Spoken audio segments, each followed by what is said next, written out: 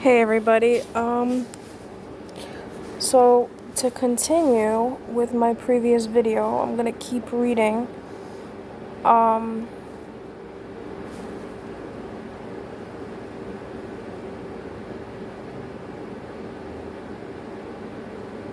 I'm gonna keep reading from the book. So researchers have found that chronic stress has an impact on the makeup of the human brain. Anxiety leads to an increased level of cortisol, the stress chemical. I think I already read this, sorry. So why working memory is linked to anxiety? Anxiety disorders exert a twofold impact on working memory. Processing and storing information are both affected by anxiety. Anxiety causes invasive thoughts that trigger worry. Constant worry makes it more effortful to process new information efficiently, resulting in the student expending more effort and time completing a task. For instance, when writing an essay, a student with anxiety may take twice as long, as well as require twice the concentration and effort as their peers, because they are constantly worrying about whether their ideas are good enough or their content is perfect. The second aspect of working memory affected by anxiety is information storage. The invasive worrisome thoughts create an attentional bias, which prevents the student from processing new information and moving it to long-term memory. Anxiety interferes with processing of verbal information in working memory. Think about a time when you were watching television or working on your computer while someone was trying to talk to you. Your working memory was preoccupied with that task, so your attention to the person talking to you was compromised. As a result, you were unable to follow their conversation and had to ask them to repeat it. This is similar to how an anxious student feels when they are supposed to be listening to a lesson or classroom instructions. Their verbal working memory is consumed with worrisome thoughts, so they are unable to process new information. In contrast, studies have shown that visual spatial working memory is not affected by generalized or performance anxiety, because worrisome thoughts are managed by verbal and not visual spatial resources. Anxiety also has an impact on academic performance, but this effect differs according to age group and by gender, as girls are more likely than boys to be diagnosed with an anxiety disorder. So, this is just an assumption that I made upon my own reflections. I find that when I listen to classical music or epic music or meditation music while I'm doing something, I'm able to work more efficiently. And this, I think, is because the verbal thoughts, the verbal memories that I have in my mind, the ruminations, are blocked out by classical music.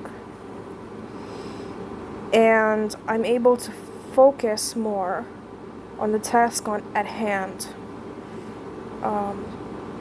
So let's say I'm drawing or I'm doing the laundry. I'll have headphones on and I'll be listening to Calm Radio, which is a classical music app. And it really does make sense, because if you think about it, the rumination that you have is on things that were said or things that you feel about the narcissist. And if you block that out by filling your brain with things that do not have verbal cues, like classical opera or piano music or rain or white noise, then your attention is filtered back into what you're doing, and you're able to focus better because that background noise and the rumination is absorbed by something else, which is much more pleasant. So if you get a chance, you can download the Calm Radio, and it has lots of natural sounds and nature sounds, so it's really helped me in refocusing my attention and doing things that I've never done before, like drawing or reading something new. So that's one suggestion. Working memory and anxiety in young children.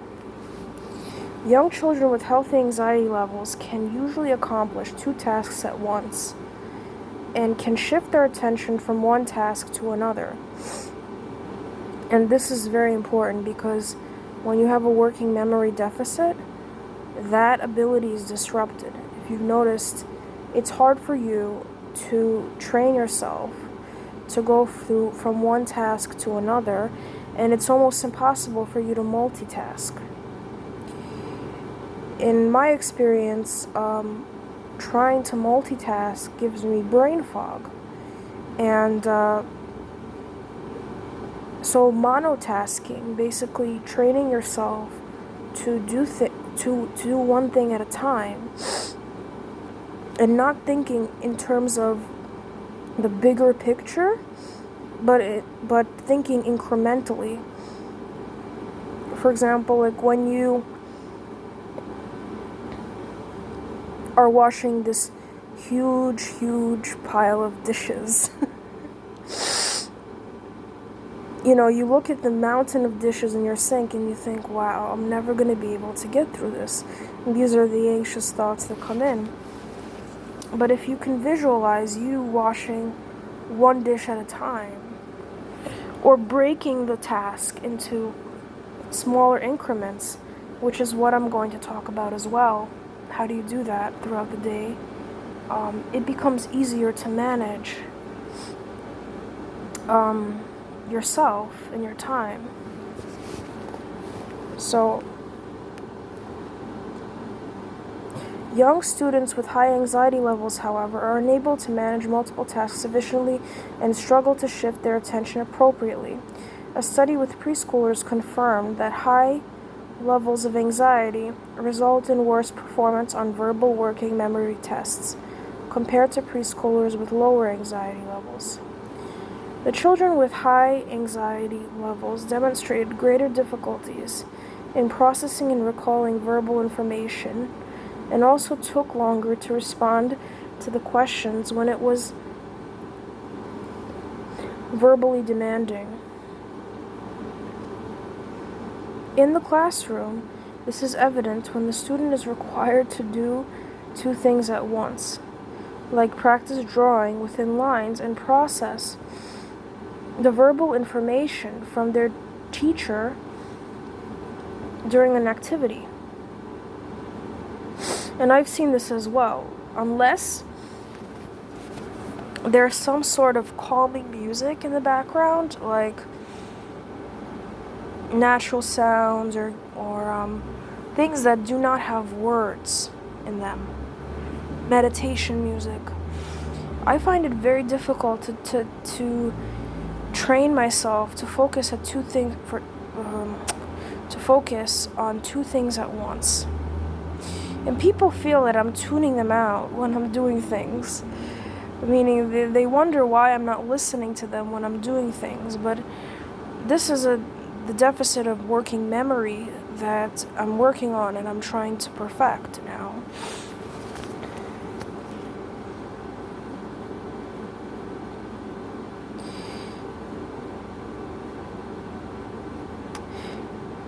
In the classroom, this is evident when a student is required.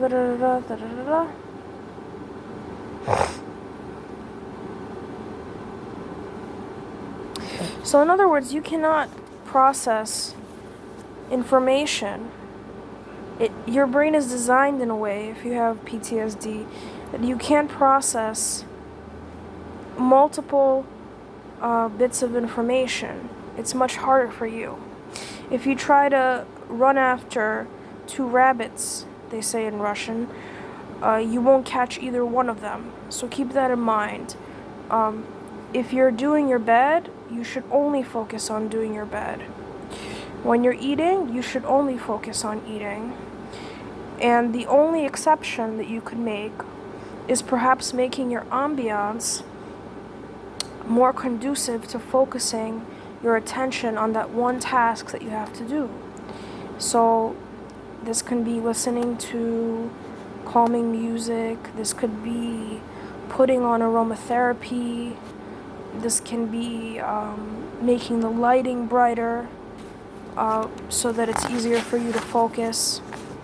So making your environment more conducive to learning is very important to develop working memory, and monotasking, doing one thing at a time, and not panicking because you can't do two things at a time. You have to be very patient with yourself and realize that your brain needs time to recalibrate and to take on a different functionality than it's normally used to, because you're used to high octane situations that force you to pay attention to your environment and to adjust to your environment. And now you have to think more internally at what you're doing and what motivates the small actions that you do throughout the day.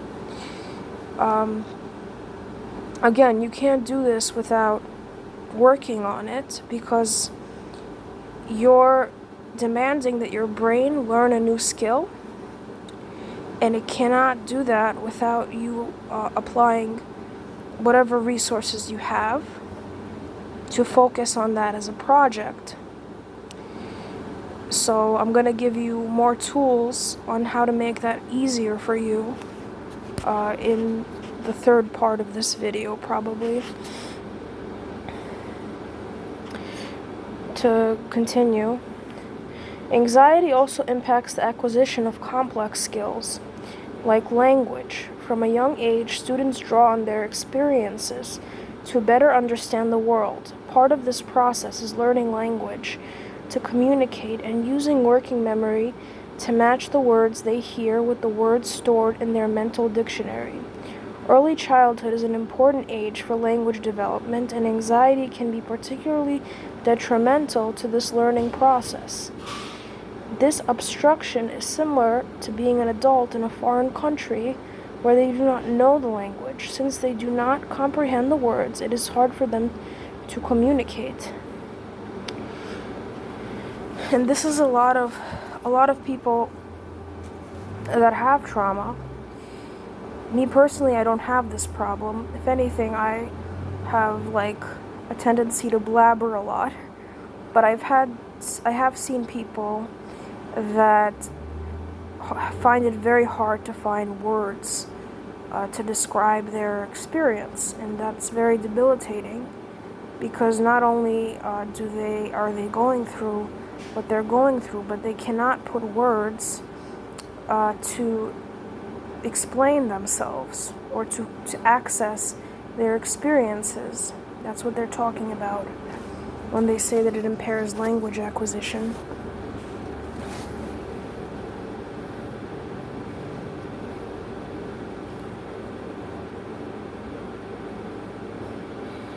Working memory and anxiety in middle childhood.